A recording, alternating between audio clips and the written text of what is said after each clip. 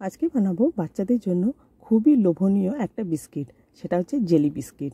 Jelly বিস্কিটের ভেতরে যে ক্রিমটা রয়েছে আর যে জেলিটা থাকে সেটা দুটো কম্বাইন করে যখন মুখে দেওয়া হয় জাস্ট অসাধারণ লাগে খেতে। দেখো তোমাদেরকে ভেঙে দেখাচ্ছি কত সুন্দর হয়েছে। ভেতরে ক্রিম আছে, উপরে জেলি রয়েছে। বাচ্চারা কিন্তু ভীষণ এনজয় করবে। তাহলে চলো শুরু করি আজকের রেসিপি জেলি বিস্কিট। এখানে আমি নিয়েছি 1.5 কাপের মতো ময়দা আর নিয়ে নেব কিছুটা বাটার।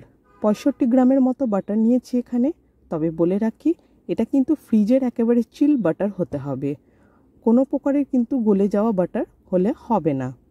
এবার আমি সমস্ত উপকরণগুলোকে মানে বাটার আর ময়দাটাকে একটু শুকনো হাতে মেখে নেব, ঠিক যেমন ময়াম হয় সেই ধরনের। একটু বাদেই দেখবে বাটার কিন্তু পুরো ময়দার সাথে মিশে গেছে। দেখো ঠিক এই রকম টেক্সচারটা হবে। এবার আমি এর মধ্যে দিয়ে দেব 1/2 কাপের মতো কনডেন্স মিল্ক। এবার এটাকে এর সাথে ভালোভাবে মাখিয়ে নিতে হবে। অনেকটা ডোয়ের মতো মাখাতে হবে, যেমন আটা আমরা মাখাই ঠিক সেরকম।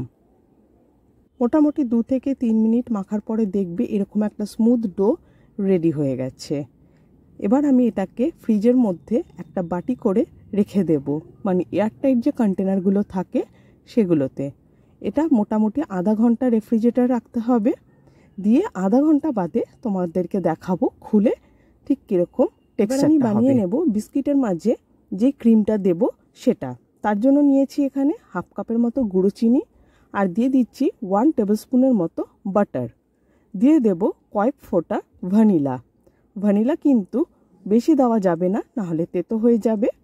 আর দিয়ে দেব 1 টেবিলস্পুনের মতো কাঁচা দুধ। এবার সমস্ত উপকরণগুলোকে খুব ভালোভাবে মিশিয়ে নেব।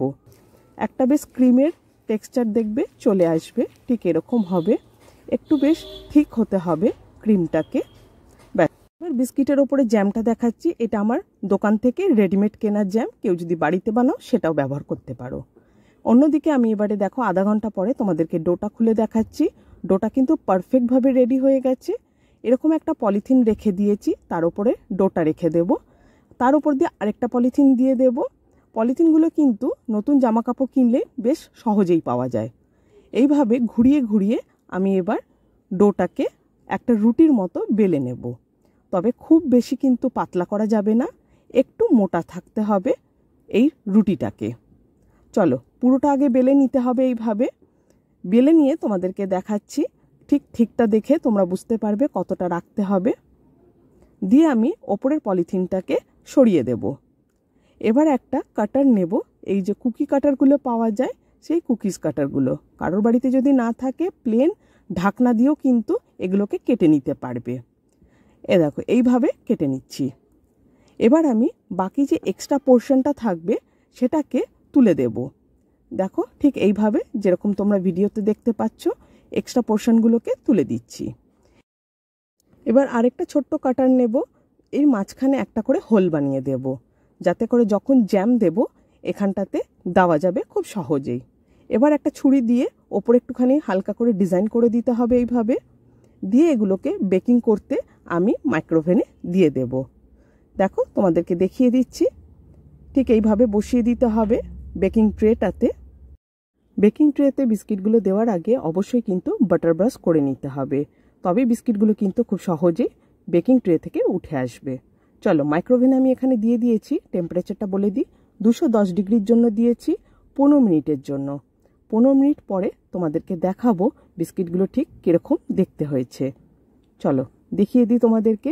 এদিকে আমার বিস্কিটগুলো কিন্তু পুরো ঠান্ডাও হয়ে গেছে। আর টেক্সচারটা দেখো, দেখে বুঝতে পারছো কতটা সুন্দর হয়েছে। বেশ একটু লালচে লালচে ভাব হয়েছে। এবার আমরা নেক্সট প্রসেসটা করে নেব। এর মধ্যে ফিলিংগুলো প্রথমে দিয়ে দেব বিস্কিটের মাঝখানে ক্রিমটা। এরকম অল্প একটু ক্রিম নিয়ে নিতে হবে, দিয়ে বিস্কিটের মধ্যে লাগিয়ে দিতে হবে।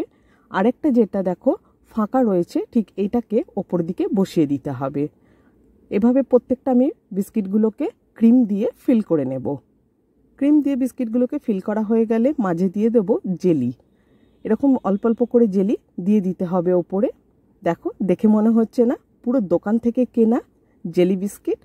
আর দিয়ে দেবো সামান্য করে চিনি এর ওপরে। এটা কিন্তু অপশনাল, কেউ যদি চিনি না দিতে চাও কোনো অসুবিধা নেই। চলো বিস্কিট তাহলে আমার কিন্তু রেডি হয়ে গেল। বাচ্চারা কিন্তু জাস্ট কি বলবো মজা করে খাবে, দেখবে দেখতেও কত সুন্দর হয়েছে, তাই না? একটা ভেঙে তোমাদের খেয়ে দেখাচ্ছি।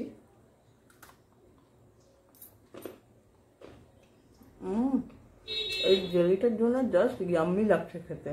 আর ভেতরের যে ক্রিমটা রয়েছে বাচ্চারা দেখবে এমনি চেটে চেটে খেয়ে নেবে, এতটা ইয়াম্মি হয়েছে খেতে। আর পুরো ক্রাঞ্চি হয়েছে, বিস্কিটটা খেতে অপূর্ব লাগছে খেতে। অবশ্যই ট্রাই করো বাড়িতে বানিয়ে। বিস্কিটের রেসিপিটা যদি ভালো লেগে থাকে প্রচুর প্রচুর শেয়ার করো বন্ধুদের মধ্যে।